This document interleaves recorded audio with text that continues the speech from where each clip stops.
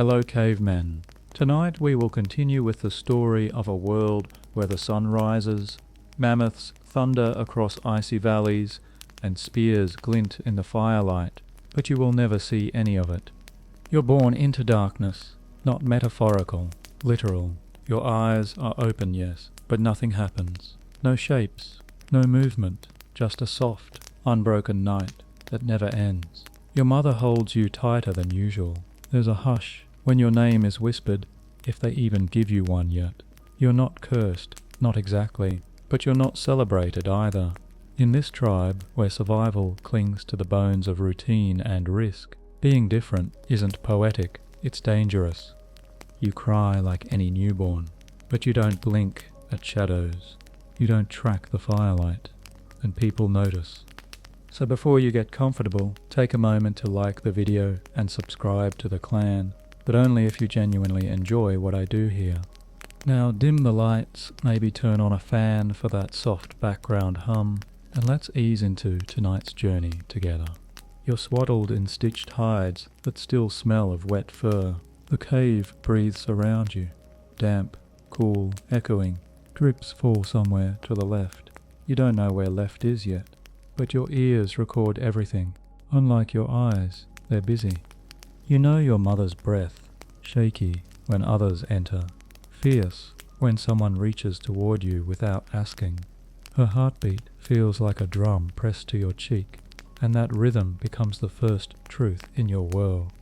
You feel skin-rough hands, calloused from tools, fingers that probe your limbs too long, trying to understand why your eyes don't follow theirs. Maybe they'll fix themselves, someone mutters. Spoiler, they won't. In the Stone Age, there is no ophthalmologist, no glasses, no braille. If you can't hunt, can't flee, can't gather, what use are you?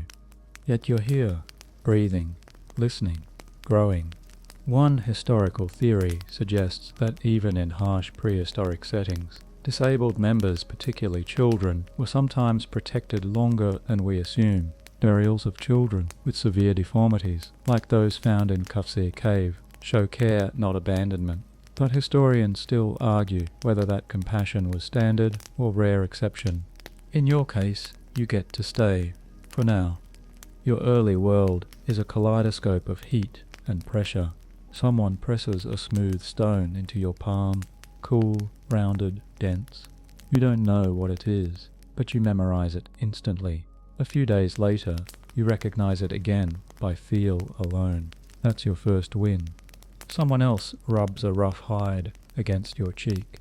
It's dry, it crackles. That becomes your second word, in a language of texture. Language won't come from your lips for a while, but you start building a map, one made not of places, but of surfaces. A stick scratches the ground nearby. You flinch, but then you remember that sound, that scrape. It means play. It means others are near. Your clan shifts from confusion to fascination. One boy throws a pebble near you as a test. You turn toward the sound and grab it before it stops bouncing. He blinks. And that's the first time someone thinks maybe this baby is strange, but not useless. Not yet. At night, you don't stare at the stars. You don't know what stars are. But you do feel wind across your fingers when your mother lifts you toward the mouth of the cave. You taste ash, hear mammoth hooves in the valley, and once your tiny hands close around the furry neck of a small animal. A gift, they say. It squeals, and you squeal louder. Your hearing sharpens. Studies show that when the brain stops receiving input from one sense, others often adapt. Neuroplasticity kicks in, not overnight, but steadily. You begin to map the world through echoes, tone, warmth. A footstep has weight and location.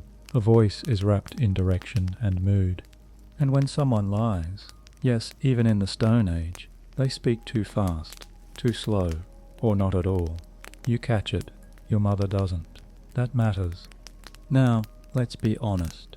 You probably won't survive this. The odds are stacked higher than a mammoth's shoulder. But still, you grow. You giggle at the flint sharpening sounds. You crawl toward drums. You reach for smoke. And one evening, as fire crackles and adults laugh over something someone did with fermented berries, you sit with a hollow bone in your mouth, blowing. It doesn't make music yet, just wheezy honks. But everyone stops. They stare. Then someone claps. And you laugh, not knowing why. Later, someone calls you the little ghost. It's not cruel, it's curious. You're quiet, you listen, and your blank eyes give nothing away. To them, it's eerie. To you, it's just normal. Outside the cave, a snowstorm moves in. You feel the chill hours before the sight had mentioned the skies turned. You don't say anything, of course. You can't. But you curl up tighter, and your mother does too. Some scholars argue that the survival of individuals with disabilities in prehistoric communities suggests complex social cooperation. Others insist it only happened in rare, resource-rich environments. You're not sure what kind of tribe you've landed in, but they haven't left you behind. Yet, one night, a wildcat snarls near camp. No one hears it over the wind. You do. And for the first time, your scream saves someone else. You don't remember the first time you cry from hunger, but they do.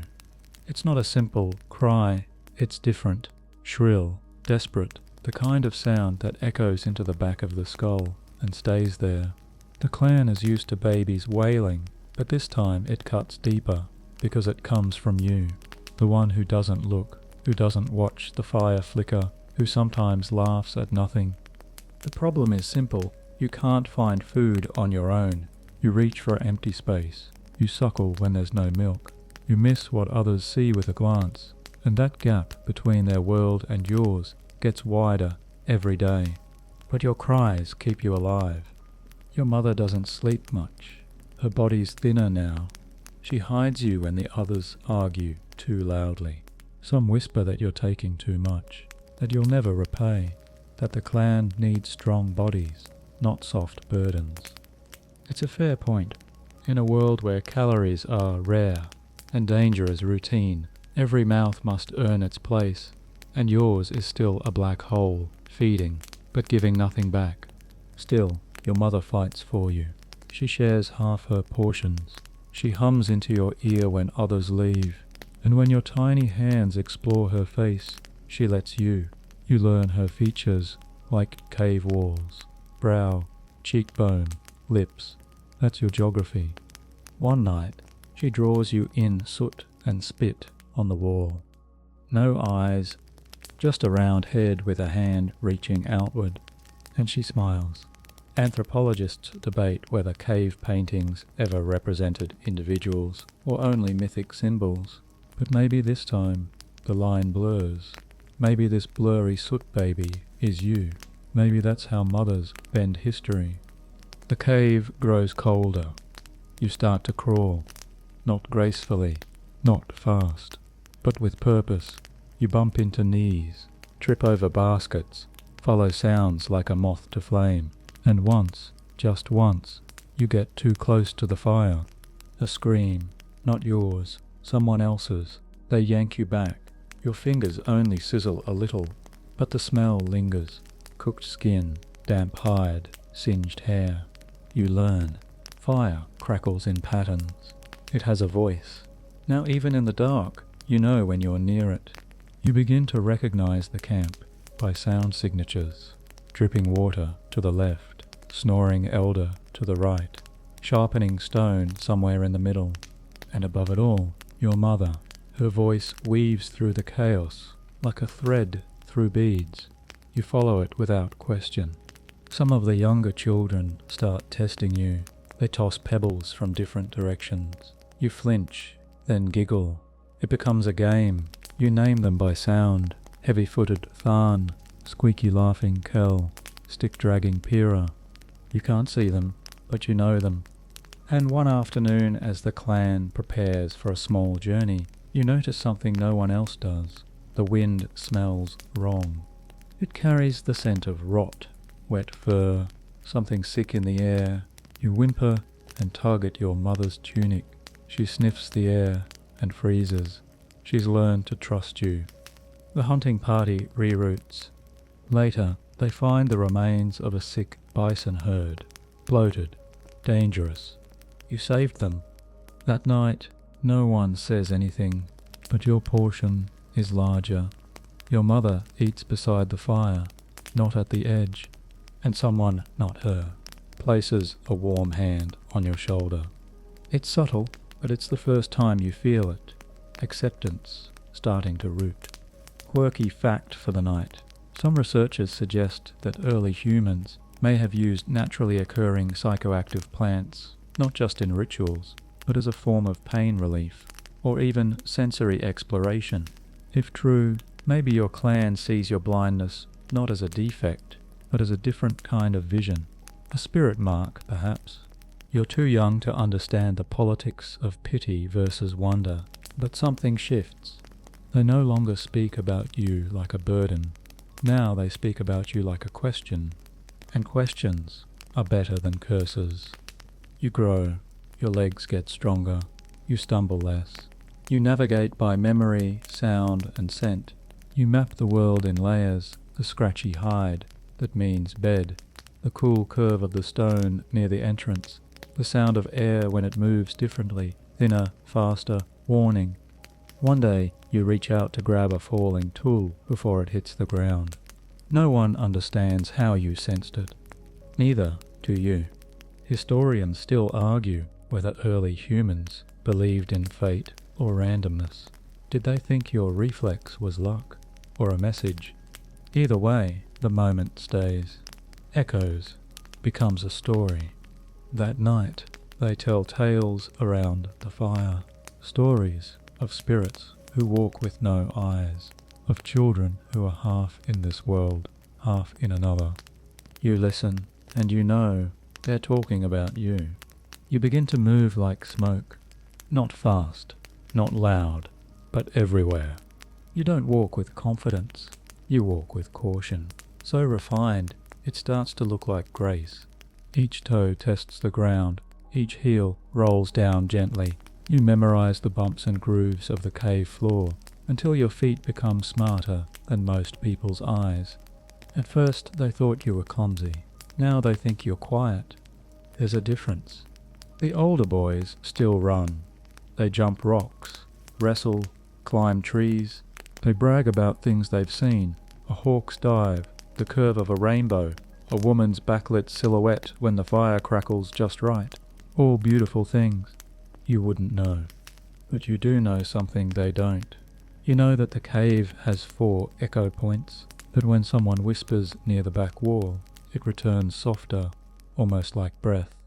You know that Tharn lies when his voice drops half a tone. You know when someone's feet are carrying tension, not just weight. You've been watching, just not with your eyes. And now they're starting to realize. Some call you Bat Child, not cruelly. Bats, after all, fly in the dark. Maybe you're like them. One day, you sit near the entrance, listening. You're carving, not well, just scratching lines into a bit of soft wood with a flint flake. It's not the shape that matters, it's the rhythm. Scratch, scratch, pause, scratch, scratch. Behind you, a girl approaches. You know who it is by her breathing. It's Kel. She never walks quite straight. Her steps veer left like a cart with a broken wheel. She stops beside you, doesn't speak. Then, suddenly, she claps her hands beside your ear. You don't flinch. She claps again. Still nothing. Then you raise your hand and point right at her chest. She gasps, because somehow, impossibly, you knew where she was. You grin, and she laughs, because the secret is out. You've learned to echolocate. Modern science has confirmed that some blind individuals can learn to use echoes, mouth clicks, footsteps, snaps to create detailed mental maps of their surroundings. It's not fantasy, it's real, and you, little bat child, are the clan's prehistoric pioneer. But they don't understand how. They just know it works. Now when they enter the cave, they whisper your name, not to summon you, just to see if you'll respond from some unseen corner. You do, every time. You've become something between a child and a ghost. One evening, as the clan gathers to eat, you notice someone new. Not by sight, obviously, but by scent. A sharp tang of unfamiliar sweat, resin in the hair, something. You say nothing, but you sit closer to your mother. The stranger leaves before the meal ends. Later that night, a pouch of carved beads goes missing. They never accuse him directly, but someone mentions your strange intuition. He knew, they murmur. You're no longer just a mouth to feed. You're the one who knows. The cave smells like mammoth tonight, not because of meat, there is none, but because the hides have been freshly smoked and laid out to dry. The scent is overwhelming. You press your face into one of them and breathe deeply. It's comforting, like memory and fur, and then it hits you. Scent isn't just a detail, it's a direction. You begin learning people sense the way others learn names. Your mother smells like ash and warmth. Pyrrha always carries moss on her ankles. Tharn smells like he forgets to wash, which, to be fair, he does. The world opens again, not with light, but with layers. And one day, while walking, you stop abruptly. You crouch, touch the ground. You sniff. The soil is wrong, wetter, sharper, like it's been disturbed. Someone steps closer and asks what you're doing. You point. Hole, you say. They scoff. But when they dig, slowly, skeptically, they find a pit trap left by another clan. Fresh, deep, hungry. You saved a foot. They save you a larger share of berries that night. Fun fringe fact. Some researchers suggest that Neanderthals and early Homo sapiens may have used perfumes or resins, not just for rituals but also as social cues or identification. If so, maybe you're just ahead of your time. A prehistoric perfumer with a predator's nose. But not everyone's convinced. One elder watches you closely. You hear the way her breath hitches when you speak. You sense the way her shoulders tense when your mother brags. Some people fear what they can't explain. And in a world where there's no name for autonomy or neurodivergence, your gift still flirts dangerously close to curse. Historians still argue whether early human societies had structured roles for the disabled, or if acceptance was purely conditional, based on usefulness. You're finding that usefulness buys time. Respect, that's still up for negotiation. But for now, you sit near the fire, cross-legged, stick in hand, scratching lines in wood that no one else understands. And when someone asks you what you're drawing, you simply smile and say, "The way sound moves." They don't get it, but they also don't stop you. The cave smells like mammoth, but it also smells like damp rock, old sweat, and something you can't name. Maybe it's fear, maybe it's you. Because now you've started to dream. Not sleep dreams, not the abstract messes that twist up the brain after bad berries. No, these are daydreams, waking dreams, visions in texture and sound. You sit near the wall and run your hand across the stone. It's cracked in 3 places. That's new. You whisper to yourself, not words, exactly. More like song fragments, half-tuned melodies. Your ears invented to keep track of distance, of shape, of memory. The others don't hear what you do. You know that now. You hear wind breathe through crevices, hear roots growing under dirt, like creaks in old bone. You hear animals before they arrive, the way branches shift, the particular rhythm of a 2-legged predator. You once told the clan when a saber-toothed cat was near, and they listened. They didn't say thank you, but they didn't die. Progress. But you're still strange. They've seen you tracing the same spiral on a piece of bark for hours. They've watched you sit still as stone in the mouth of the cave, hand extended, palm up, waiting. For what? They don't know. You don't either. Until one day, something lands in your hand. Feathers. You gasp. It's light, soft, alien. It's a gift. From a bird. From someone in the clan. You're not sure. But the moment matters. You keep the feathers in a pouch around your neck. And for the first time, someone asks if they can touch something of yours. That someone is Pyrrha. She's the only one who talks to you without tilting her voice down like you're an injured pup. She says, "Do you know what the feathers look like?" You say, "They sound blue." She stares at you like you just named a new god. And maybe, in your world, you did. Here's your quirky tidbit. Some scientists believe synesthesia, where senses blend, like seeing, sounds, or tasting colours, may be more common in children than adults. In your case, it's not blending, it's necessity. You've invented a whole language of association. Squishy means green, hot means orange, rough means dull grey. It's not accurate, but it works. So when you say, "The wind is purple today," Pyrrha doesn't laugh. She nods. The cave becomes your anchor. You know every groove, every bump. You can walk it in total silence now, never touching the wall, just listening, feeling. And then, one day, you're told not to go inside. The hunters returned with a kill, a big one, mammoth. But the mood is wrong, too quiet, too heavy. Later, your mother explains. A man died during the hunt.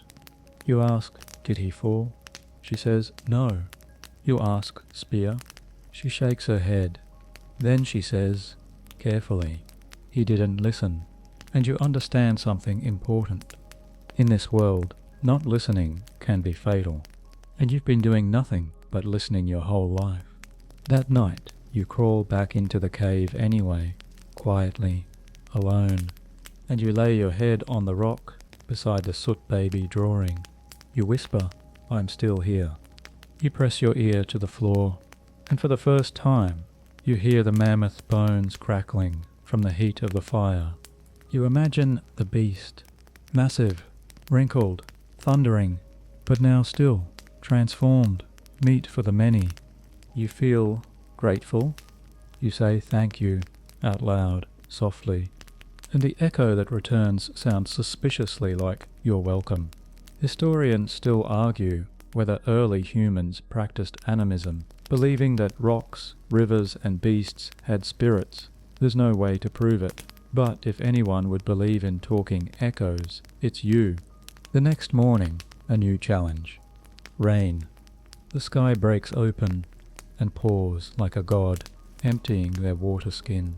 The cave floods in parts. You slip. Others scramble to move tools, meat, hides. In the confusion, no one sees where you go, but you're not lost. You're listening. The rain speaks in rhythms. The rock beneath your palms vibrates differently. Where water seeps through, you follow it, crawl toward it, and you find a hollow no one knew was there. A side tunnel. It's shallow, but dry. Later, when others come looking for you, they find not just a child, but a refuge. And that's how a blind child becomes a guide. They start asking you things. Where's the softest moss? Where do the bats roost? Which corner of the cave holds heat the longest? You answer. You're becoming something else now. Not just a mouth to feed. Not just a curiosity. A keeper of quiet things. A hearer of secrets. And when the storm ends and the sun returns, not that you know what it looks like, of course. They wrap you in dry furs and sit you near the fire. You're still small, still blind, but now useful. And in the Stone Age, useful is a sacred word. You hear your name when they don't say it. It's in the hush that falls when you enter, in the way conversations stall, then restart too quickly, in the soft crunch of someone stepping back when you pass. You don't need eyes to know when you're being watched. The clan sees you differently now, not with fear. Well, not only fear, but with something else. Unease, curiosity, maybe even awe. Because you've survived longer than expected. Because you've started to answer questions They didn't ask out loud, because yesterday a woman asked where her daughter had gone off to, and you tilted your head and said she's behind the berry grove, counting frogs. You were right. You could hear the girl giggling through the leaves. No one else had noticed. So now they whisper, and you hear that too. Not all the whispers are kind. Some say you're half spirit. Some say you were born under a bad moon. One elder insists you've been touched by something not of this world. Another says you're just clever with your ears. Historians still argue whether early humans saw the disabled as marked by gods, or simply marked by chance. Some think shamans were chosen for their strangeness, their distance from normal. If that's true, then maybe you're halfway there. But strangeness is a knife with two edges. You can be the healer, or you can be the scapegoat, or both. One night you're walking the edge of the cave, tracing your steps like you always do. Suddenly someone shoves you. Not hard, but enough. You fall. You skin your palms. You don't cry. You don't have to. The silence afterward says everything. The one who pushed you, Tharn, probably walks away with heavy, hurried steps. You sit there for a while. Then you laugh, because you knew he was there. You heard the slight shift in air before he touched you, and you let it happen, just to confirm it. Pyrrha helps you up. Her hand is warm. She doesn't speak. Later she says, "Why didn't you stop him?" You say, "He needed to try." She doesn't understand, but that's okay, because something has started to shift in you too. You're no longer desperate to prove yourself. You're starting to understand power, and power in this world doesn't always wear muscles or furs or hold spears. Sometimes it just sits in the dark and listens. You begin to spend more time alone, not out of loneliness, but out of necessity. The world is noisy, not just with sounds, but with movement, with intent. You can feel it now. And when the others leave to hunt, you sit in the cave, cross-legged, hands on the ground, feeling the earth breathe. One day you sense something new, a rumble, not from above, from below. You press your ear to the floor. It's subtle, soft, a vibration like distant thunder, with nowhere to go. You tell your mother. She listens, but doesn't hear it. The others shrug. But 2 days later, part of the cave wall collapses. A shelf of rock, weakened by rain and time, gives way. No one is hurt. But no one forgets what you said. After that, they start checking with you before building anything. Even the skeptical elder now watches you with narrowed eyes, not hostile, just calculating. They still don't understand how you know, and you're beginning to enjoy that. Here's a fun side note. Some modern researchers believe that blind individuals, especially from early in life, develop microsensitivities to temperature shifts, vibration and air pressure, allowing them to anticipate environmental changes in ways most of us miss. It's not mysticism, it's adaptation. But in your world, it feels like magic. You are, in their eyes, somewhere between child and oracle. And oracles aren't ignored, but they're not always liked either. The cave becomes your kingdom. You know it better than anyone, not in shape or colour, but in sound, in texture, in scent. You can tell when a hide has been moved, when a new crack appears in a stone, when a spider has built a web across the entrance.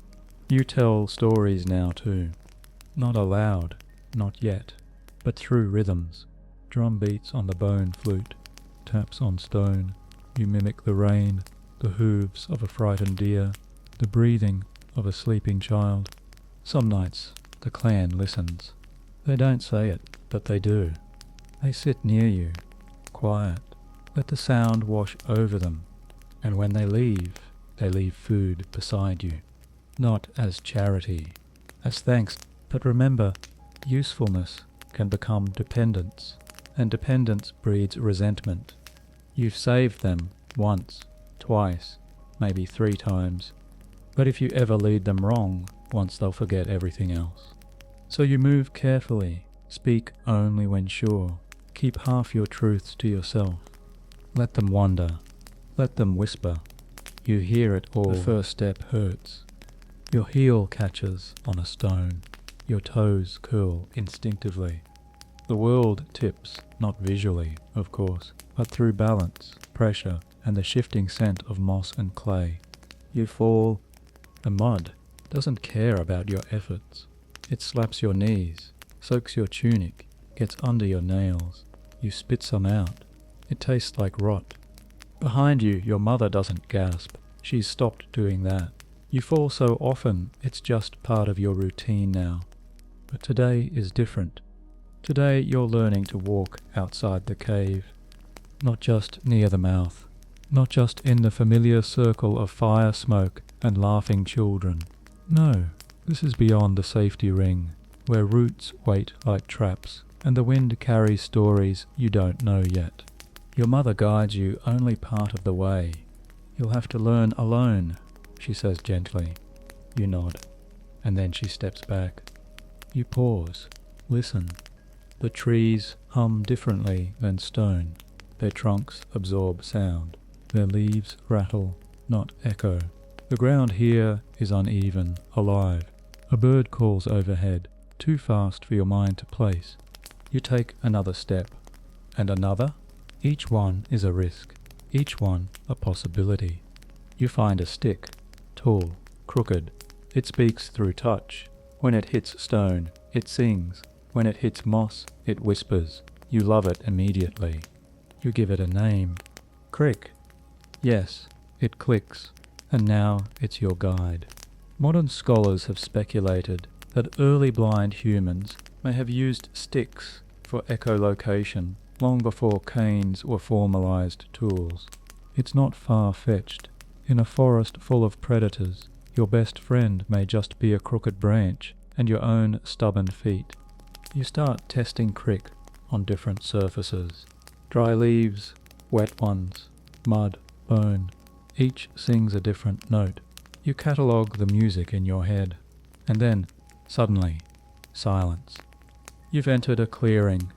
No trees to echo back, no roots to step over. The sky opens above you, not that you know, but the temperature shifts. The breeze feels higher, cleaner.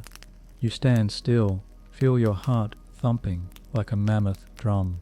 You're proud, you're terrified, you're alone. And you're not. A noise. Low, guttural. To your right, you freeze. Another sound. Something pacing. You grip crick tighter. Then a yip, high-pitched, curious. Not a predator. A pup.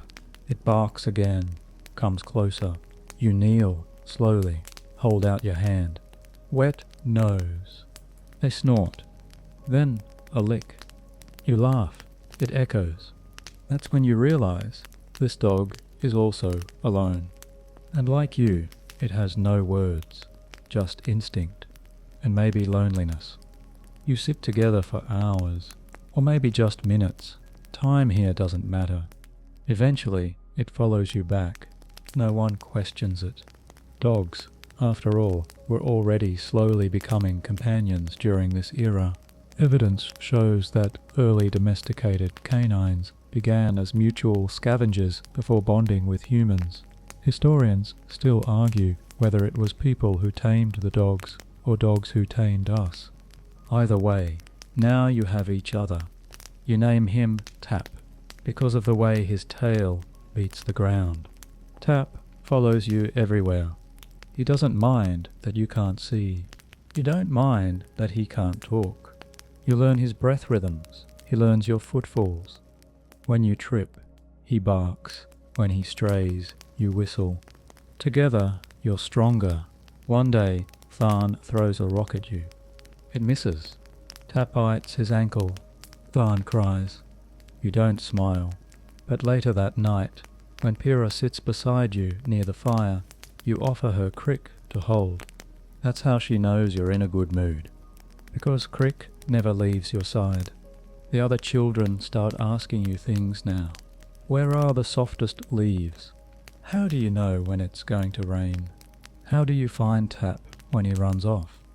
You answer, not always with words, sometimes with hand gestures, sometimes with sound.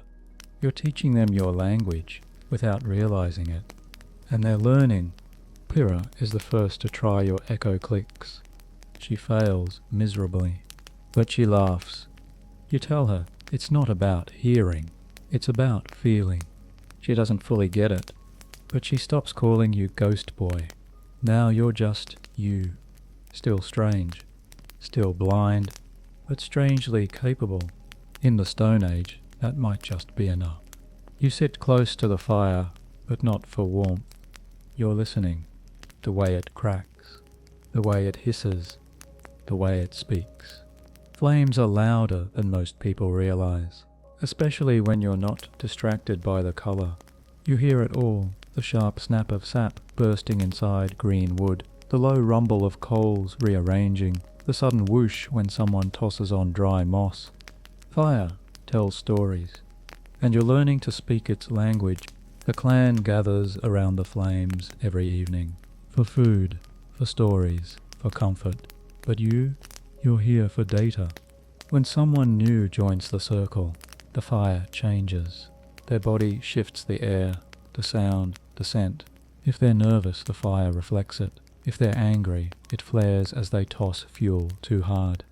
Tonight, the fire is uneasy. So are the people. A group returned from hunting with less than expected.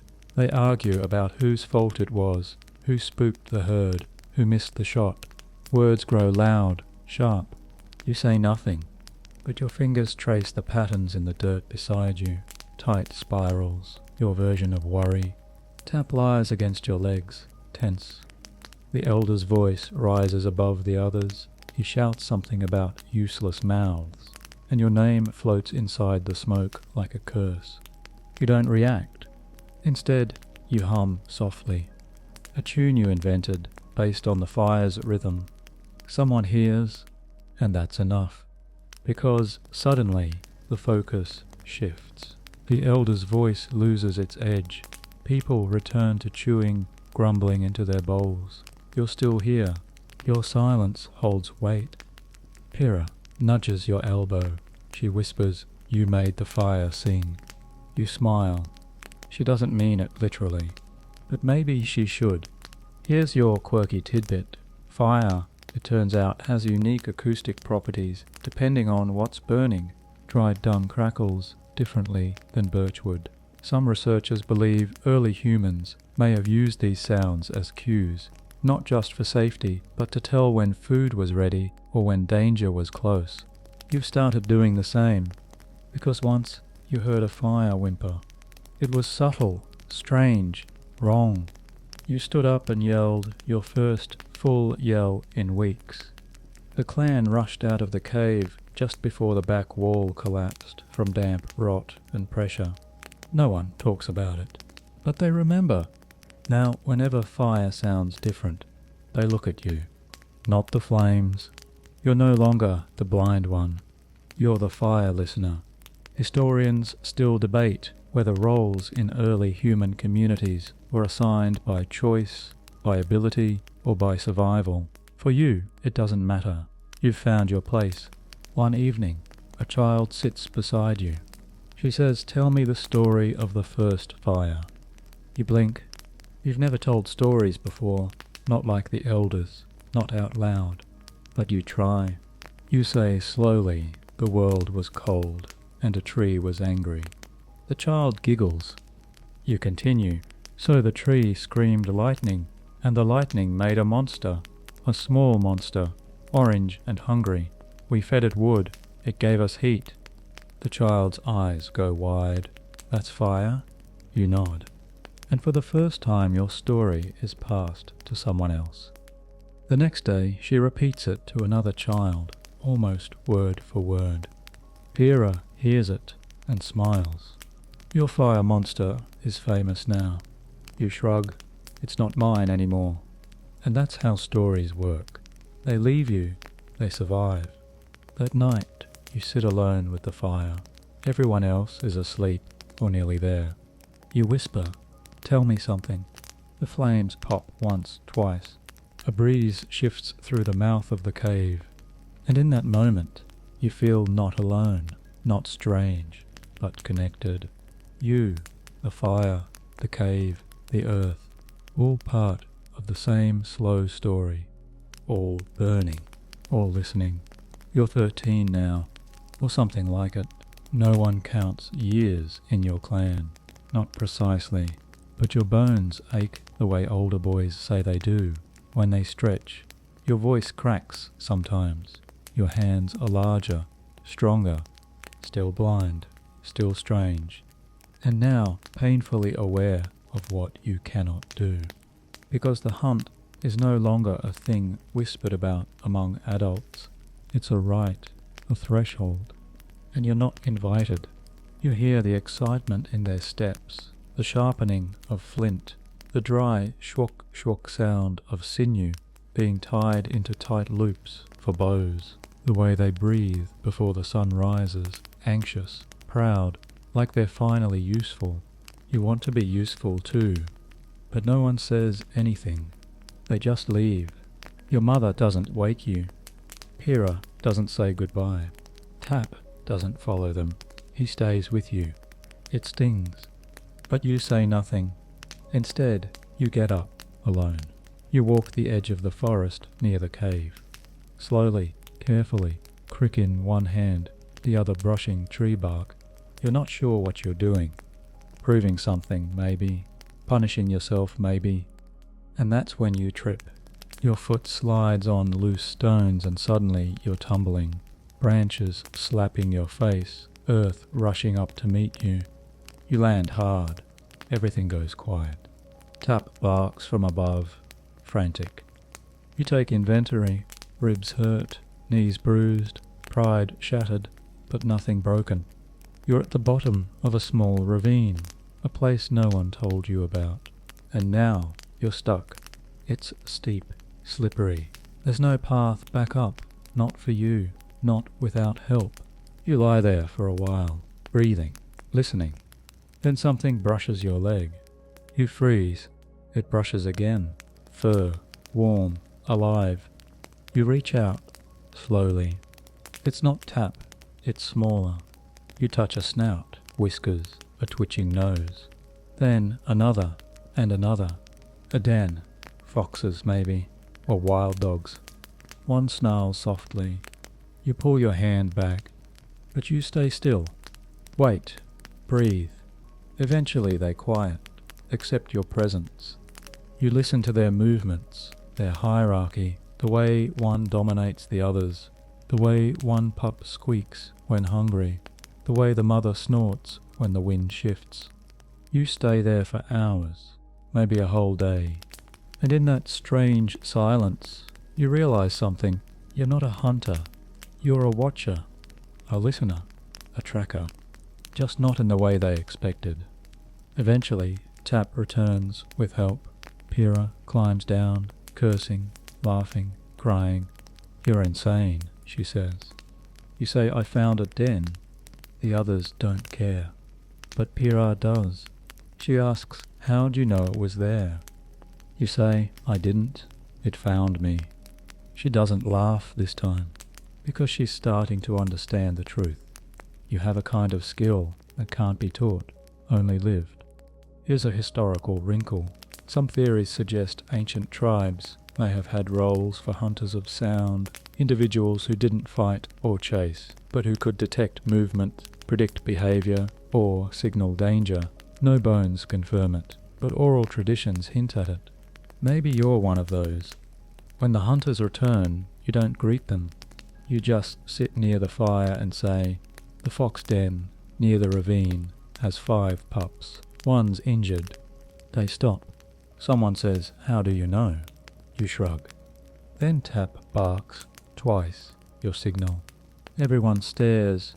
You've trained your dog to speak for you. The elder frowns. You still can't hunt. Pyrrha snaps. He doesn't need to. Silence. You've never felt taller. The next time the hunting party leaves, They ask you where the animals might pass, and you listen. You tilt your head. You say, "Wait 3 days, the wind will turn." They grumble, but they listen. 3 days later, the hunt is better than the last 5 combined. Historians still argue whether decisions in prehistoric tribes were democratic or dictated by strength. But one thing's certain, results speak. And now your words are starting to matter. You still can't throw a spear. But when you speak, they don't interrupt. The sky is clear, they say. You wouldn't know, but you do know the air is dry, crisp and bright. You feel it in your nose, your skin, the way your breath leaves faster. That usually means the animals are moving. Birds louder, insects quieter. Perfect weather. So of course this is the day you wander too far. It starts simply enough. Tap wants to chase something. You let him. He runs off, tail high, barking once, then twice, deeper. You follow. It's not reckless. You know the woods near the cave like the back of your own hand, because your hand has been the map, tracing every stone and root and slope. But Tap is fast today, and the ground is different, too soft. You stop, kneel, feel it. Moss, moss, you don't recognize. That's when your chest tightens. You click your tongue. Wait. No echo. No walls. No cave. You've wandered past the last familiar rock. You are alone, and you do not panic. Yet, you kneel lower, feel the soil, listen. A bird calls overhead, sharp, warning. A branch creaks, not with wind, but with weight. Tap is gone, and you are in someone else's territory. You rise, slowly. You start to walk in a circle, hand out, clicking softly, trying to catch an echo, a landmark, something, nothing. Then you step down, and the world shifts. The ground vanishes under you. You tumble. This isn't like before. This fall is harder, longer. You hit cold earth and roll into wetness. Water. A stream. Not deep, but fast. It grabs your legs. You scramble out, hands clawing at mud, roots, anything. You cough. Now you panic. Now finally you scream. No answer. You scream again. And again. Nothing. The silence wraps around you like a second night.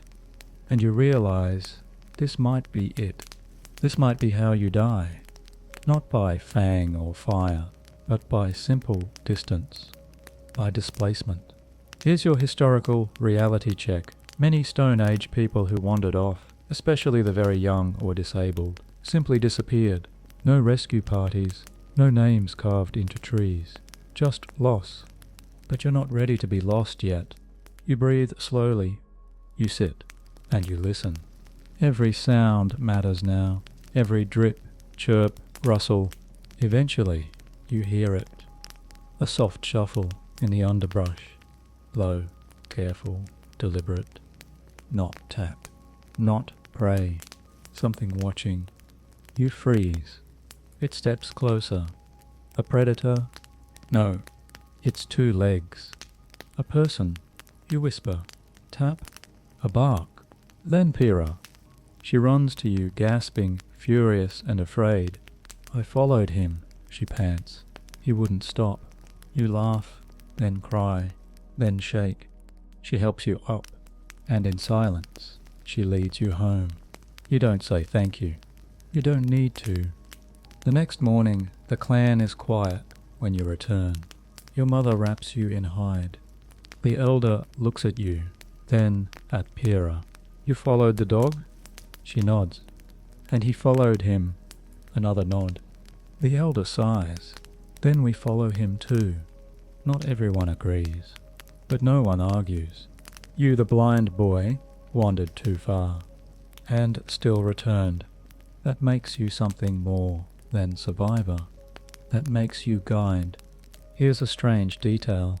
Some modern studies of nomadic tribes show that blind members, when given enough time, develop a shockingly advanced internal map of landscapes, accurate enough to correct sighted peers. You're becoming one of those. Later that day, you walk the edge of the forest again, this time with Pyrrha. This time, not by accident. This time, with purpose. And this time, when Tap barks once, then twice, you grin, because now you understand. He doesn't chase things randomly. He scouts, like you, like a team. And that's how it starts. Not with permission, not with ceremony, just with a step, then another, then many more, until you are no longer the one who can't see. You are the one who always returns. The dog found you once. Now he finds you again and again and again. Tap doesn't just follow anymore. He leads. And you trust him. You've learnt his patterns. 1 bark is a squirrel, 2 is a human, a low growl, stranger, a whimper, danger. It's a language, yours and his, built from repetition and need. And just like that, you've done something rare in the Stone Age. You've formed a partnership, a boy and a dog moving as one. Others begin to notice. They don't say much. But when Tap barks low and growly one morning, and a few moments later a bear appears near the berry grove, well, suddenly your bark decoder is taken seriously. Now people ask you to listen before they set out. You become a kind of alarm, an early warning system.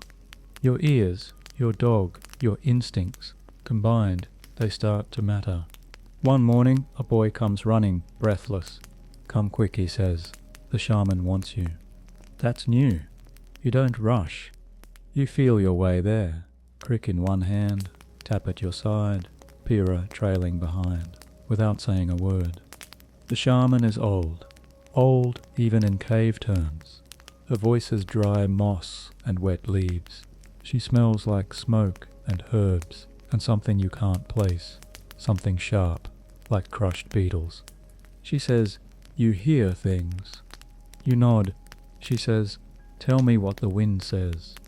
You pause. "Listen." "It's hiding something," you say. She nods. She doesn't ask how you know. She already believes. Then she offers you something. A bundle of bones, hollow. You hold one to your lips. She gestures. Blow. You do. A soft tone. She lights up. So does Pyrrha. It's a flute, or something like one. You try again. Another note. Not perfect, but enough. The shaman claps. From that moment on, you're not just a listener. You're a voice. You begin learning how to signal with sound, not words, but calls, echoes, rhythms. You help the clan create new ways to alert, to warn, to guide. 1 blast, gather. 2, danger. 3, silence. You invent language without speaking. Historians still argue whether prehistoric music was only ritual or if it had utility. You're proving that it can be both. Because that very night the wolves come. Silent, coordinated, but Tap whines. The wind shifts, and you hear something wrong. You grab the flute, blow twice. Then 3, silence. The clan freezes. Then the growls come. The wolves are closer than anyone guessed, but the warning gave them seconds. And seconds, in this world, mean survival. No one says thank you. They don't need to. The next morning you wake to find a bowl of roasted meat beside your sleeping spot. No one claims it, but you know what it means. Respect, quiet, like you. Later, Pyrrha sits beside you. She hums one of your flute tones, badly. You laugh. She bumps your shoulder. "You're becoming important," she says. You shrug. "I was always important," you say. "They just didn't know." She nods slowly. "You've stopped trying to be like the others. You are something different now. Not the hunter, not the elder, not even the shaman. You are something between, something they can't name, but now they watch you, and not because you're strange, because you matter. The old woman calls you Bone Whisperer now. You didn't ask for a title, but then again, no one in the Stone Age really does. Titles happen when enough people say the same thing out loud and then stop saying anything else. It started when she gave you a pile of bones. Bird, deer, maybe something older, something that didn't leave behind enough to name. At first you thought she was testing you, or worse, mocking, but then she told you to listen. So you did. The bones were smooth in places, pitted in others, hollow in strange ways. They spoke when you tapped them, dull, sharp, singing. One even echoed your breath, like it was hollowed out for your voice. You didn't see anything, of course, but you didn't need to, because bones are time, frozen. They remember. They rattle when angry, clink when curious, hum when they've been still too long. The old woman teaches you how to read them, not just by sound, but by weight, balance, wear. This one limped, she says. You feel that groove, worn uneven, walked crooked. You nod, trace it again. You're learning the stories animals never got to tell through bones. The clam doesn't understand what you're doing, but the old woman does. She's nearly blind herself. Her eyes are milky, her voice cracked, but she smells like wood ash and herbs and the same kind of silence you carry. She says they all think they see everything, but most of them walk through the world blind. You nod again. You like her.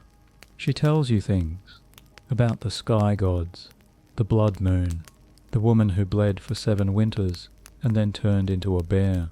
You're not sure what's myth and what's memory, but it doesn't matter. The bones don't lie. One night, she presses a jagged shard into your palm. Tooth, she says. From what? She shrugs. Something old. You carry it with you for days. It buzzes in your palm when you walk near water. Maybe it's the wind. Maybe it's something else. You don't tell anyone. Here's a fringe fact for your dreams. Some cultures, even millennia later, believed that bones contained not just the memory of the dead, but power.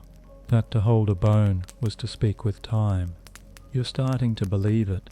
When someone dies, an old man who never liked you, no one speaks for him. But you sit with his bones anyway. You tap them. They click once, sharply. You say he was angry. Pyrrha stares. How do you know that? You shrug. I feel it. She doesn't press. Not anymore. She stopped needing explanations from you. Your world is too different now.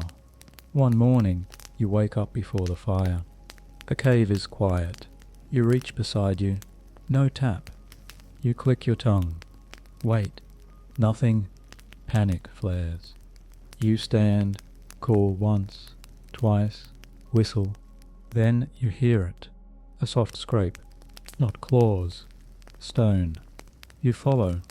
At the far end of the cave, past the echo chamber, Tap is standing beside the old woman. She's dead. Peaceful. Still holding a bundle of dried sage in her hand. Tap whines once. You kneel. Place your ear against her chest, even though you know she's gone. And suddenly, everything feels too quiet. The clan buries her that day. Simple. Stones. Earth. No words. But after nightfall, you return. You bring the tooth. You press it into the ground above her chest. Still listening, you whisper. Then you leave. In the morning, a bird lands on the grave and sings a note you've never heard before. A soft, broken hum. It's probably nothing, but maybe not. It starts with a smell. You wake before the fire's even a whisper. The air feels wrong, too still, too heavy, and then there's a stench. Not rot, not smoke, something else. like fear mixed with wet stone. You sit up. Tap is already alert, ears twitching. He growls, low, reluctant. That's not normal. You stand, grab Crick, and click softly. No echo. The air's too thick. You step forward, slowly, listening. Then you smell it again, closer. The scent of jealousy. Yes, you've learned to recognize emotions in scent. Rage is sharp and coppery. Grief is sour. And jealousy, it's bitter, hot, like a burn that never quite healed. Someone is in the cave. Someone who doesn't want you there. Not an outsider. One of yours. Your clan. You kneel beside the fire pit. It's cold. No one's awake yet. Except one. Footsteps. Behind you. Soft. Calculated. You don't turn. Why are you awake? You ask. No answer. But the silence is louder than words. They step closer. You clutch Crick tighter. Your voice is steady now. You know I can hear your heartbeat. Still no answer. But they stop walking. Tap growls again. One footstep closer, and he'll lunge. You say, if you're going to do something, do it. But you should know. I'll know it was you. I already do. Silence. Then they leave. Quickly. You don't chase. You just sit and breathe. Historians still argue whether internal conflict within early clans was common or rare, but humans are humans. And even when surviving together, resentment grows in the cracks. Maybe someone thinks you're being given too much, that your strange talents are a threat or a trick. Maybe someone just misses the time when you were easy to ignore. Pyrrha hears about it. She doesn't ask. She just sits next to you more often now. When she notices you don't sleep much, she gives you a new pouch, a soft one, stitched with bark fibre. Inside, smooth pebbles. Each one a different shape. She says hold one when you feel unsafe. Squeeze it. You nod. You don't need it, but you carry it anyway, because you understand what it means. Even Tap starts sleeping closer, his back pressed against yours. You begin to pay more attention, not just to sound or scent, but to tension. Tension has its own rhythm. A sigh held too long. A breath caught mid-sentence. The way someone moves, not just where. And the cave, it's tense. Something is coming. But you can't name it yet. So you wait, quiet, observing, learning, until one day you smell death on the wind, not nearby. Moving, you step outside the cave, stand still, click your tongue. Wait, there's a reply. Not from stone, from air, from something shifting, unseen. The wind is coming from the west. That's wrong.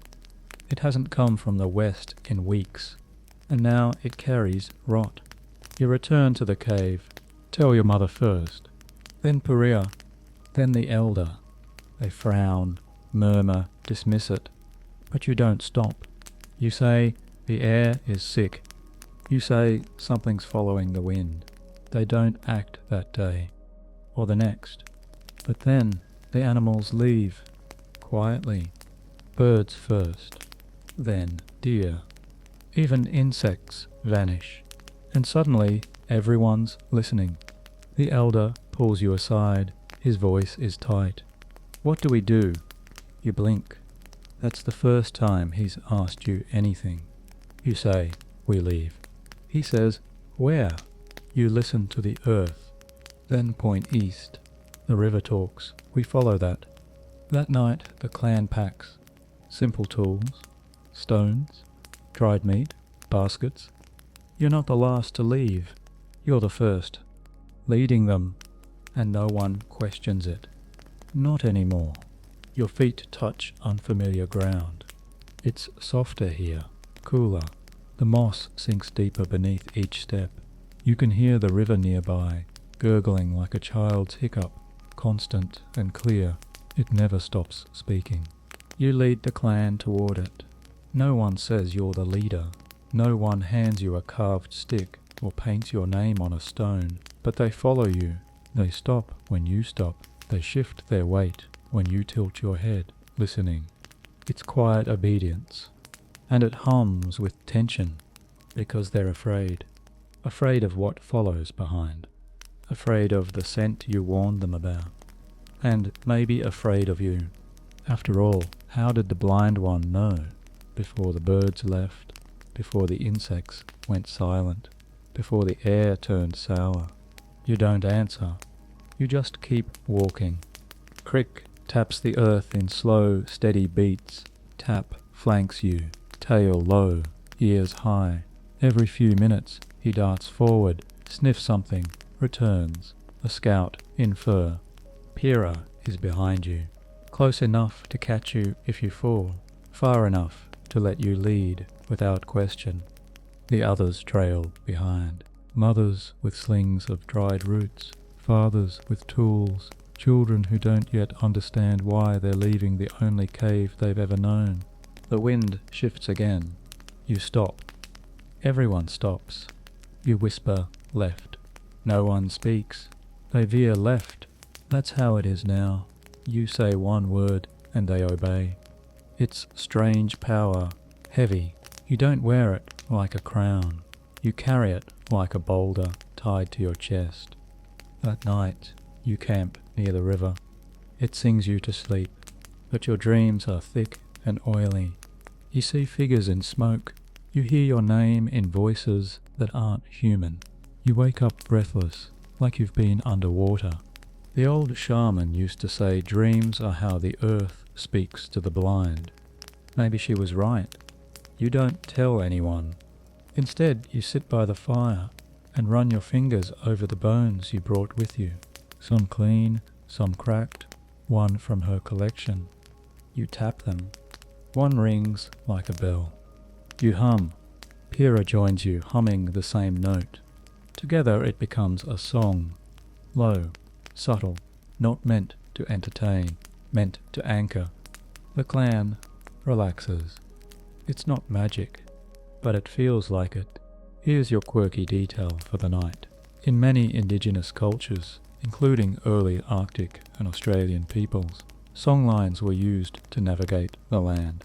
Entire geographies, passed down as melodies, turn left at the rhythm of the crow, stop walking when the tune breaks. You unknowingly are doing the same. The next morning, a child is missing. Not yours. But still, clan, you hear the panic in the footsteps, the frantic voices. They ask where he went. You kneel, touch the dirt. Too many scents now.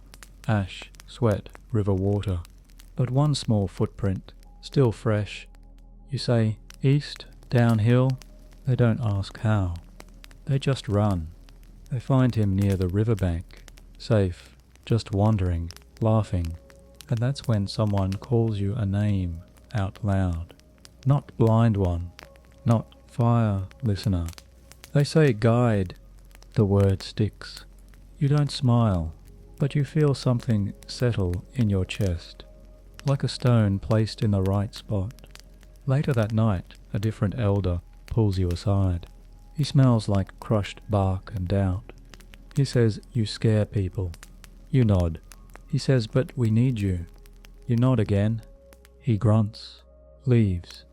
You sit there long after he's gone, listening to the fire crackle, to Tap snoring beside you, to the river's slow lullaby, to your own heartbeat. They need you, but they'll never understand you, and that's okay. You weren't made to be understood. You were made to listen.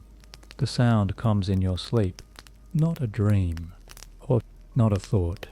A sound, low at first, then building, rumbling like a storm, but deeper, older, less sky, more earth. You sit up. Tap is already alert, his breath sharp, ears twitching.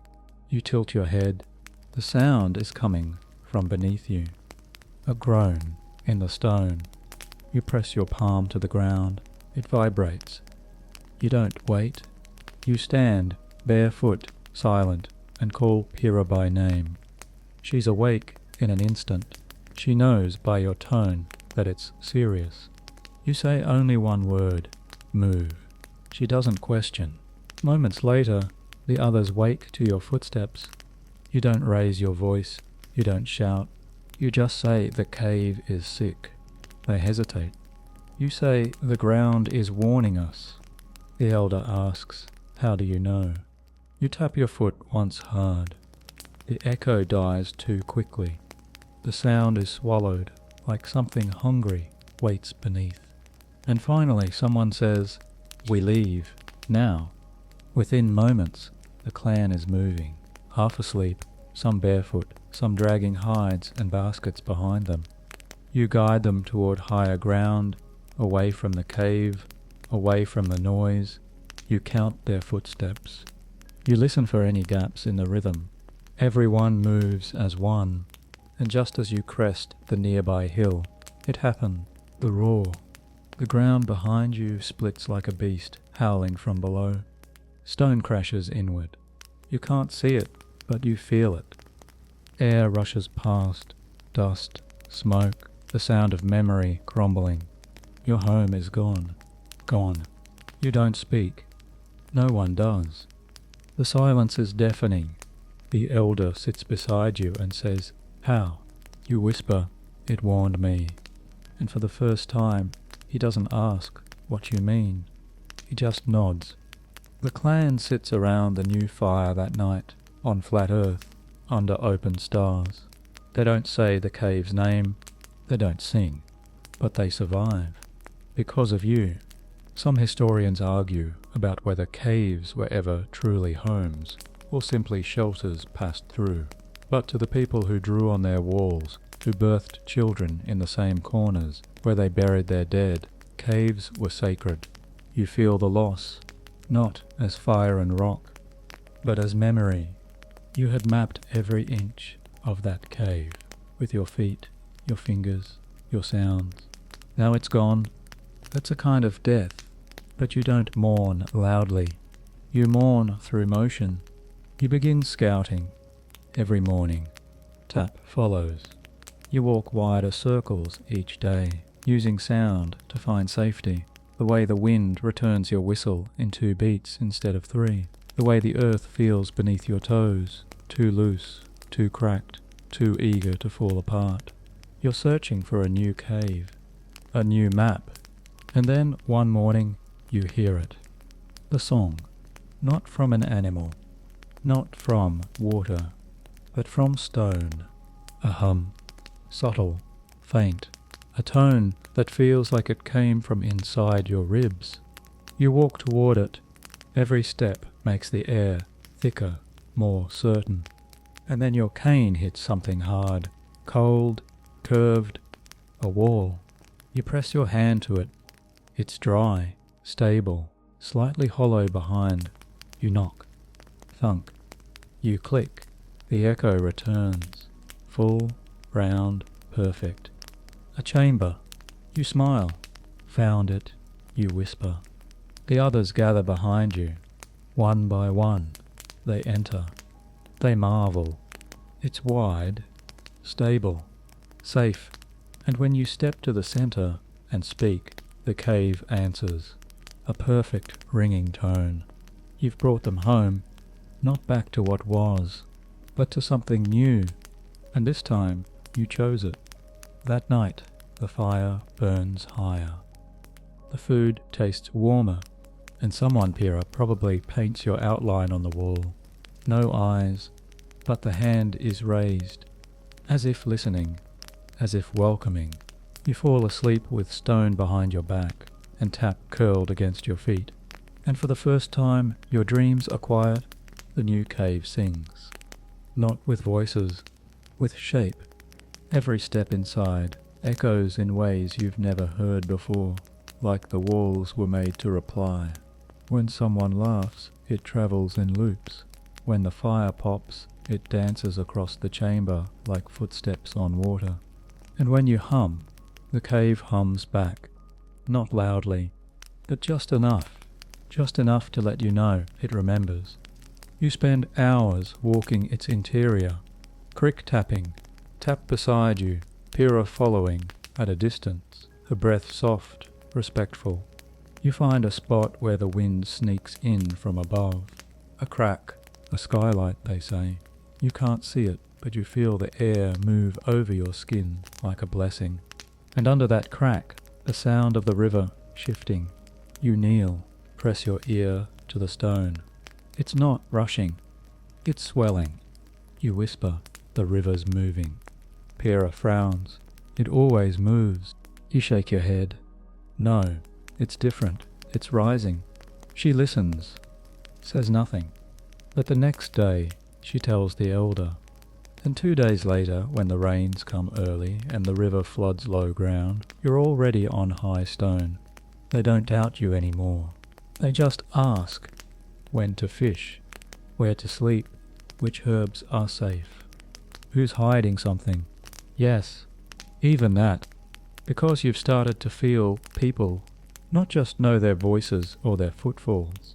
You feel their silence, their hesitation. You tell the elder one night, Tharn lied. He blinks. About what? You don't know. But you know. The elder confronts him the next day. Turns out Tharn kept extra food, hid it under hides. He's ashamed, but no one shames him. Instead they thank you, the blind boy who hears what others bury. You've become a net in the dark, catching the things others don't even know they drop. Here's something curious. Modern psychology suggests the blind often develop heightened emotional sensitivity, detecting stress or dishonesty through voice modulation and micropauses. In your world, that sensitivity becomes survival instinct. Tap starts following others, sometimes, not because he's disloyal, because he listens too. He's learned your rhythms. And when someone wanders off trail, Tap barks once and comes to get you. Pyrrha teases you. He's more your eyes than your friend. You reply, he's both. Some nights you sit at the mouth of the cave and just listen. The wind tells you when it will rain. The insects tell you what animals passed by. The stone hums when the earth shifts deep below, and every sound has a place, a pattern, a meaning. You dream in echoes now, not pictures. Sounds that twist and reform, that become stories, that become warnings, that become truth. And when you wake, the world feels clearer, sharper, but with clarity comes weight. One night, the elder places a carved bone in your hand, a gift. You should sit with the fire tomorrow, he says.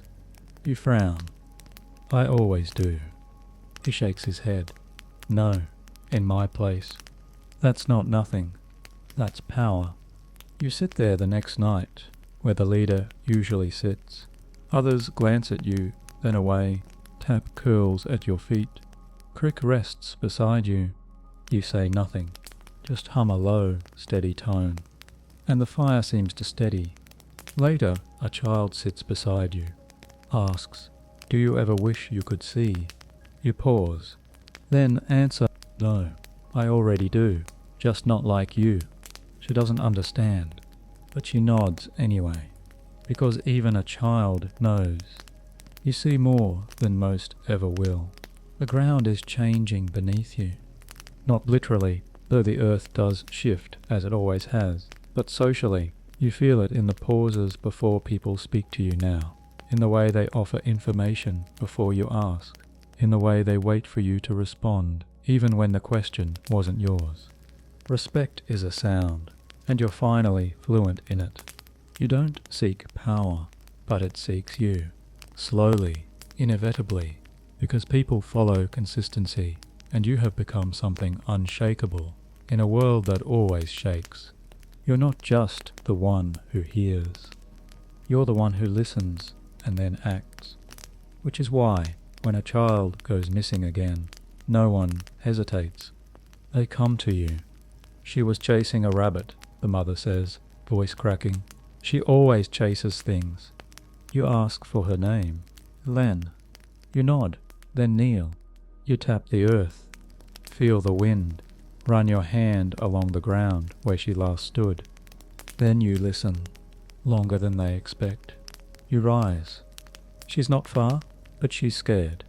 Tap lifts his head. You whisper to him once, then let him go. He vanishes into the trees, and 20 minutes later returns with the child, covered in leaves, heart pounding, but safe. You say nothing. The mother weeps. The elder watches you carefully. He says, "You found her without seeing." You reply, "I heard what wasn't there." And somehow that makes perfect sense. Here's your fringe detail of the night. Some tribes, according to later archaeological interpretation, may have trained their hunters to read the absence of sound, silence, as a tool. No birds, something's wrong. No bugs, a predator's near. You've taken that idea and made it your compass. People begin asking you stranger questions now. Not just where to hunt or when to move.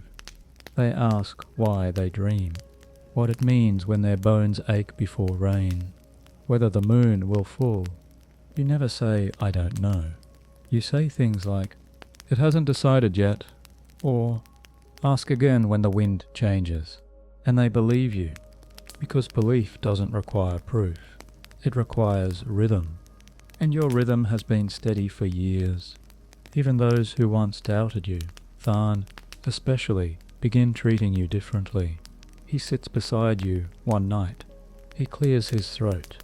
"I was afraid of you." You nod. "I'm still not sure if you're lucky or cursed." You smile. "Me neither." He chuckles, then leaves a stone beside you. It's smooth, heavy, a tool. Once. You pick it up. It sings in your hand, not a weapon.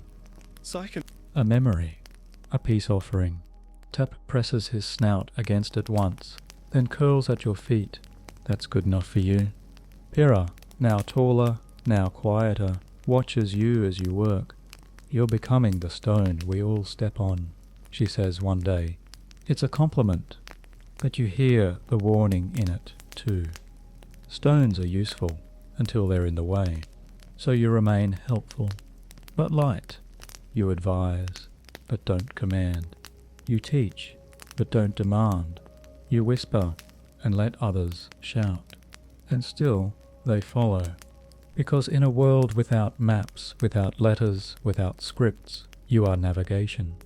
One night you wake suddenly. Tap is growling. You sit up. Listen, there's a tremor in the distance. Not a predator. Voices. Too many. Too unfamiliar. Strangers. You whisper to Pyrrha. She gathers the elder. He asks, "How many?" You say, "More than us, with tools." That's all he needs. The clan doesn't panic. They prepare. Move quietly. Hide what matters. You don't tell them what to do. You don't need to. You just sit near the entrance of the cave and place one hand on the stone, waiting, listening, and the echoes return to you like waves, because even if you can't see the future, you can hear it coming. You dream in textures now, not dreams like before, those flickers of half-sound, fear and memory. These dreams come in layers, thick, heavy, like fur soaked in river water. You move through them with your hands, not your feet. You dream of teeth, of drums made from ribs, of walking through a forest where the leaves are made of breathing skin. You wake with your pulse racing, not from fear, but from understanding. Your mind is doing something new, while the others sleep and dream of fire and mammoth and falling. You dream of shape, of sound, of things that never were, but could be. And during the day, your thoughts begin to stretch. You ask Pyrrha questions like, "What if trees talked underground?" She says, "Maybe they do." Or, "Do you think the stars are cold stones or hot ones?"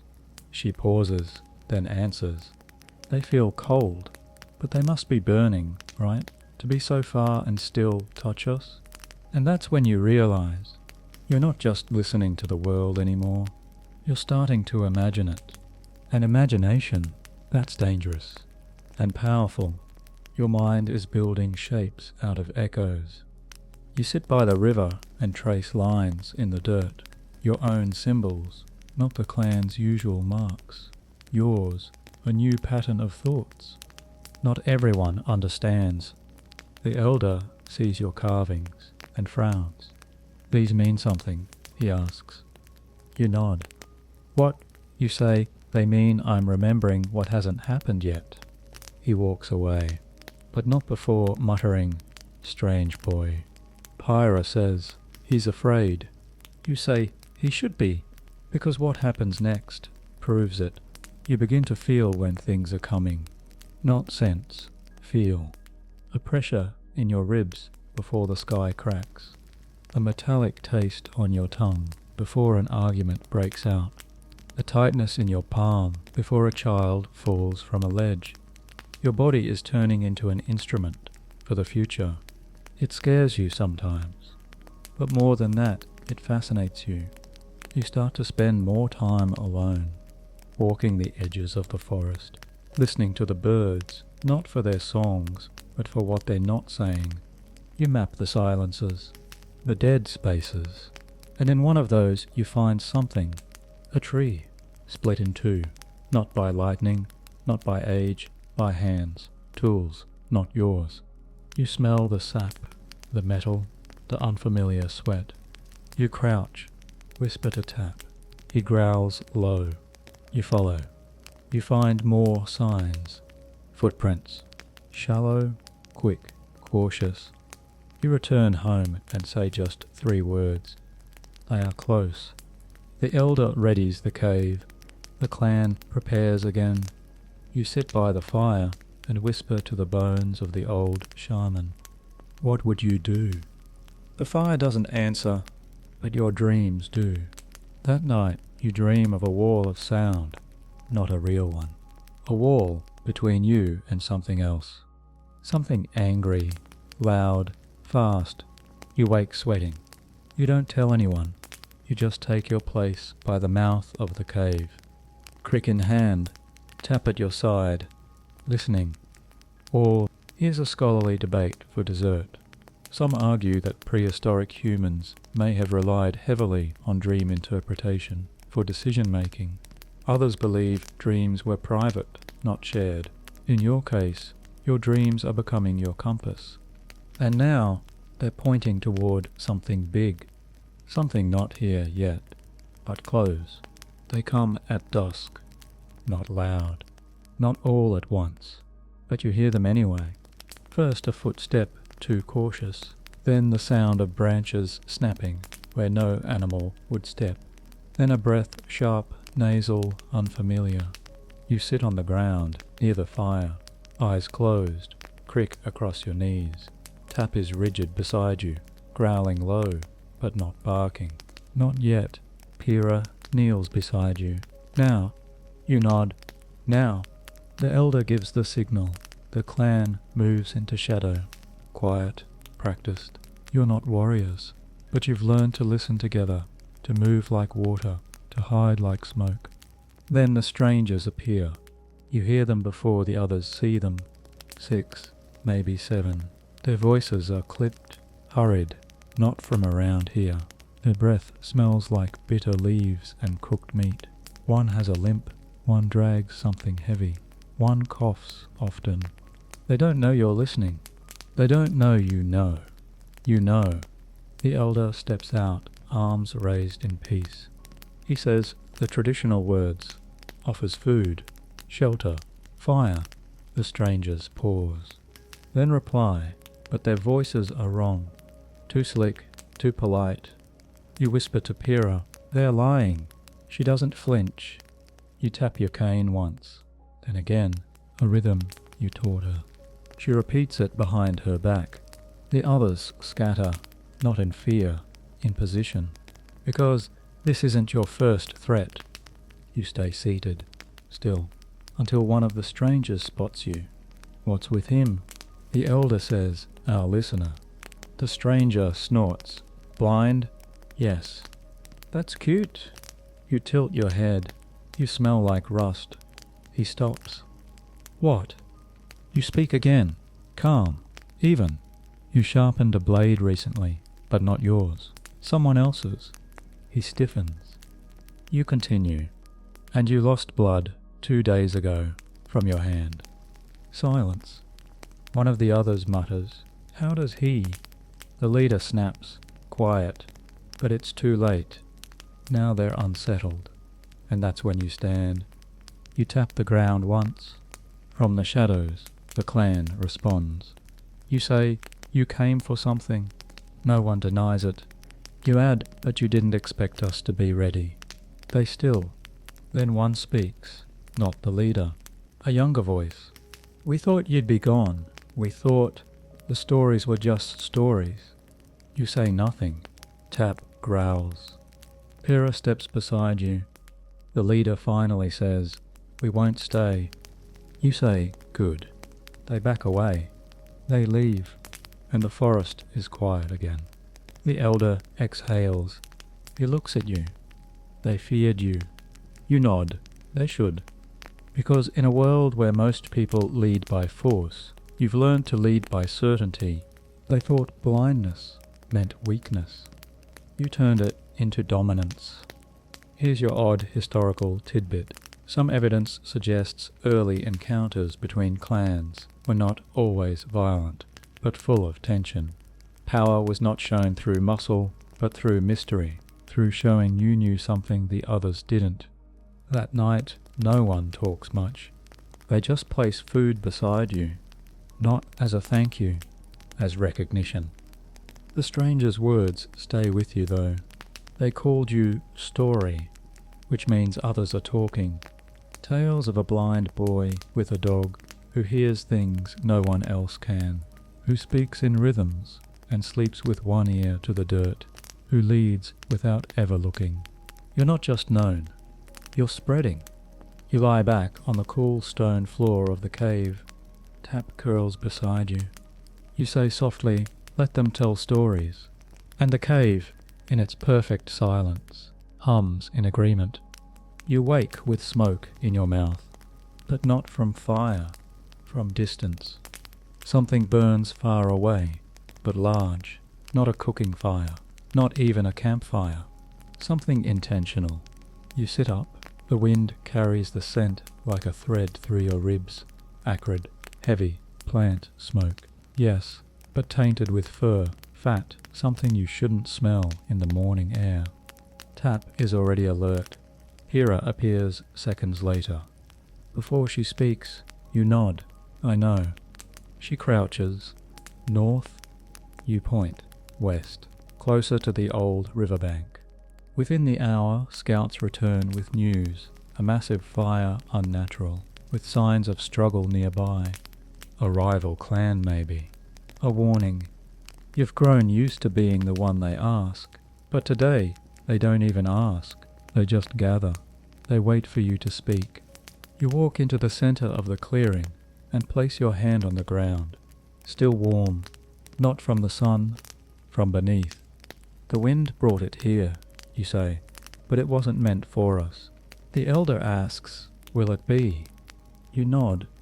If we do nothing. So you act. You gather them that night, not around a single fire, but around you. You sit low on the stone, tap at your side, and you tell them a plan, not with commands, but with story. You say, fire moves fastest in dry places, so we move slow, wet. We leave no trails, no smoke. We walk like the mist. They'll pass through us and not know. Someone asks, where will we go? You point toward the place where the singing rocks echo loudest east of the hills. You've never seen it, but you've heard it from birdsong, from the river's bend, from the bones you tapped last season. Stone that sings, you say. It hides sound, hides heat. It will protect us. Some nod. Others still doubt. But they follow, because now your words have weight. They're not guesses anymore. They're patterns, truths. You begin the journey before dawn. No fire, no noise, no scent left behind.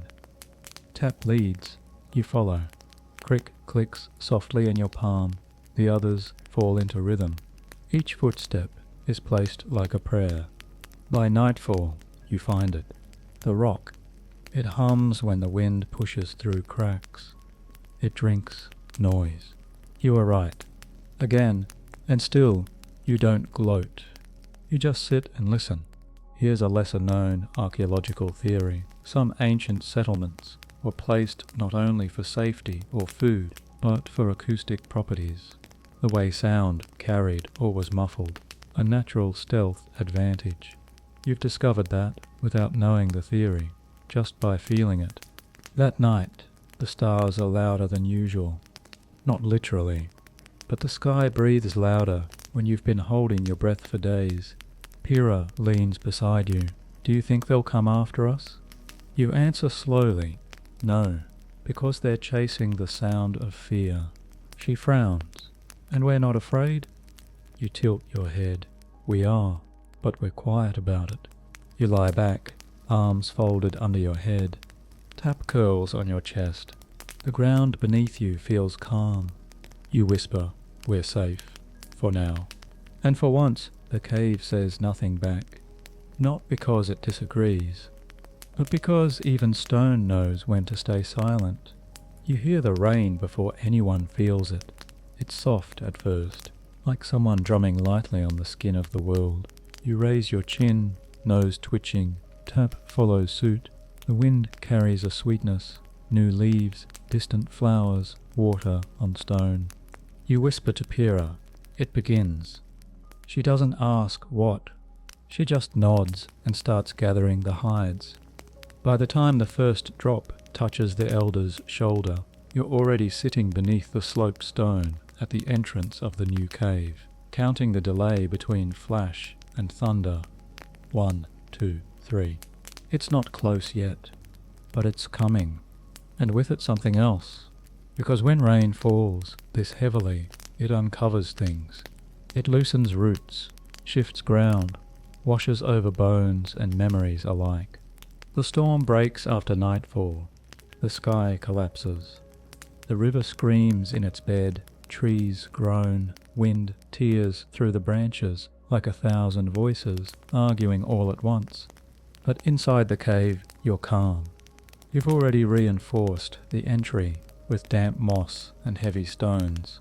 You mapped every crack by touch. You told them where to stand, where not to place the sleeping mats.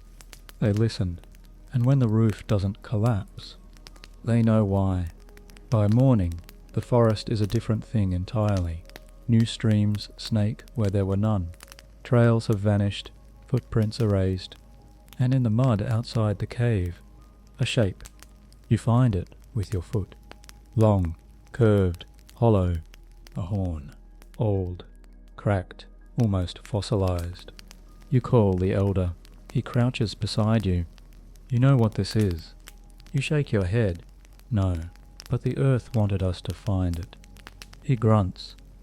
Later, a child, one of the young ones who always listens too closely, asks you, why do you think the rain brings things? You say, because the ground remembers. And now you're sure of it. Here's your quirky fact for today. In some Aboriginal cultures, it's believed that rain isn't just water, it's a messenger, sent by ancestors to remind people of their place, their path, or their mistakes. Maybe that's what this storm was. A reminder. A nudge. A whisper to the one who listens best. You keep the horn. Clean it. Wrap it in bark.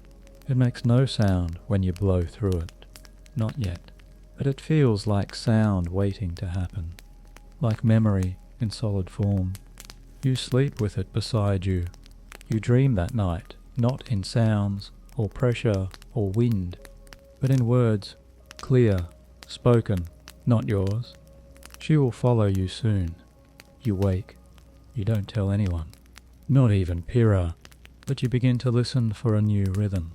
Something soft, something unfamiliar. And then, one day, you hear it. Footsteps, light, not hesitant, purposeful. different from any in your clan. The others stir. Tap barks once, not warning, greeting. You stand. You say nothing, but you smile. Because whoever she is, whoever the dream promised, she's almost here. And the story is about to change. You wait at the edge of the cave, barefoot, cane still, Tap beside you, tail motionless. The footsteps approach, steadily. Each one carries intent, not a predator's silence, not a wanderer's rhythm. She knows exactly where she's going, and now you know who she is, the one from the dream. She doesn't speak when she arrives, but her breath gives her away, shallow from the climb, laced with river water and charcoal. She kneels in front of you, closer than strangers usually dare, and still she says nothing. You feel her gaze on your face, so you tilt your head slightly. You heard the stories. Finally, she speaks. I followed the song, not your voice, not your name, the song. You smile. You feel Pyrrha behind you, still and watchful. Tap rises, steps forward, sniffs the woman's knee, and sits. Accepted. The clan gathers slowly, a circle of quiet bodies and cautious breaths. No one speaks first. She does. I've walked with 2 clans. One fell to sickness, one fell to fire. And you ask. She says, I walked on. It's a good answer. You nod toward the center fire. Sit. She does. The elder watches. You feel his discomfort, but also his interest.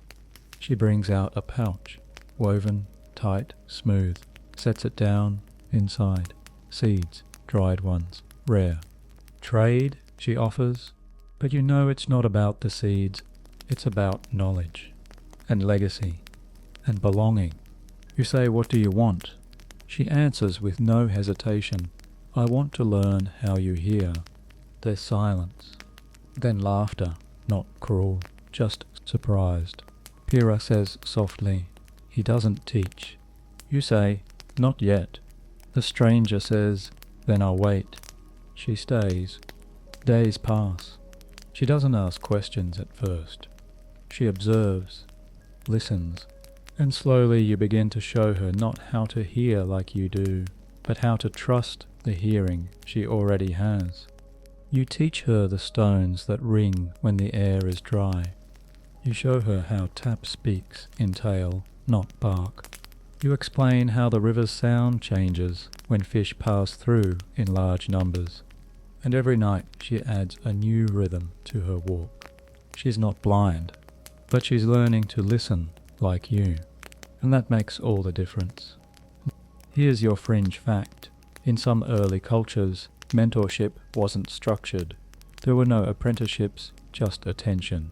Watching, doing, imitating, until it became memory. You're living proof of that system now. One morning, she wakes you, not with a word, but with a rhythm. 3 taps, then silence, then a whistle. You sit up, grin.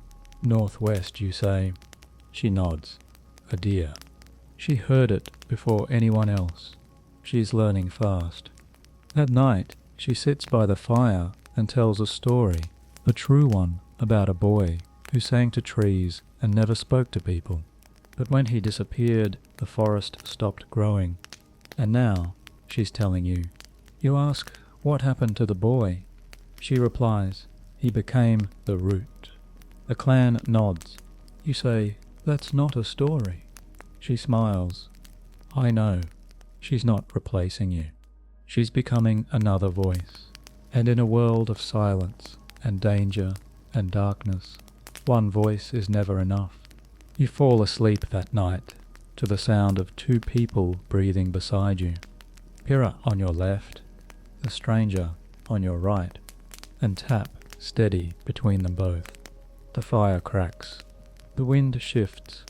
And for the first time in your life, you don't feel alone in the dark. You feel surrounded by echoes, by memory, by trust. You're old now, not old like the shaman was wrapped in moss and forgetting names. but old in a different way. Old, like stone. Still present, worn smooth by time, not broken by it. Your hair is thinner, your knees complain when it rains. Your dreams are quieter now, less urgent, more like ripples than waves. But your hearing, sharper than ever. You no longer need to wander. People come to you. Children sit at your feet, mimicking your cane taps. Some close their eyes for hours, trying to hear like you do. Most can't, but they believe they can, and that's enough. Pyrrha still walks with you. Her steps are slower now too. You rarely speak, but the silence between you is fluent. You share memory more than words. And the stranger, the one who followed the song, she never left. She's a leader now, in her way. She scouts further than anyone. She sings at sunrise, low and strange and beautiful. The birds echo her melodies. The clan calls her Two Ears, because they say she hears the world twice. Once like everyone else, and once like you. You've stopped correcting them. Let stories shape you, because stories are the only way we survive longer than our bodies. Tonight you sit at the cave's edge, the new one, the one you found.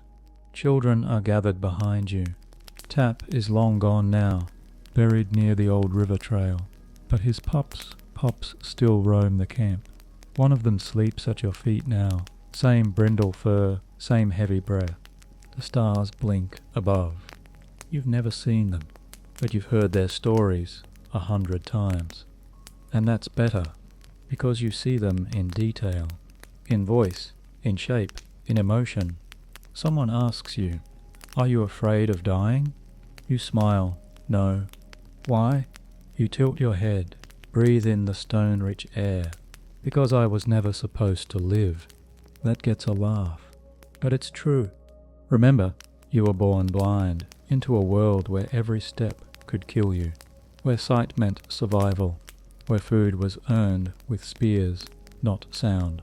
And yet here you are, the oldest, the most trusted, the one whose ears carried an entire people forward. And when you lie down for the last time, you feel no fear, only curiosity. What will the next world sound like?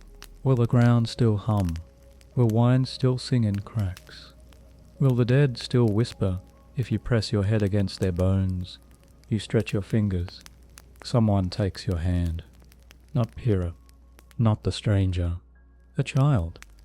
Their fingers are small, curious, unafraid. "Can you still hear me?" they ask. You smile, you nod, and you do, because even now, the world still speaks, and you're still listening. The cave is quiet now. The fire has faded to embers. The air is soft, thick with moss and distant rain. Your breath is slower. Your chest rises in long, deliberate waves. Your body sinks deeper into the earth, as if the stone beneath you is reaching up to hold you. There's no fear here, no noise that startles, no hunger that gnaws, just the echo of your life, spread like gentle ripples in a sleeping lake. The people are safe. You showed them how to hear the river's warnings, how to listen to the stars, how to trust the silence between storms. And now they pass your rhythms down, not in song, not in carvings, but in behavior, in how they pause before they speak, in how they walk the forest barefoot, in how they still the air with nothing but breath. Your name may fade, but your presence won't. You have become part of the pattern now, a quiet pulse in the heartbeat of this place. And when the wind shifts tonight just a little, someone will stop and say, "Did you feel that?" And they'll smile, because they'll know it was you, the boy born into darkness, who learned to hear the light, who taught a tribe how to listen. Now close your eyes. Let your breath be slow. Let the quiet wrap around your body like fur. The fire is safe. The world is still, and you've made it home.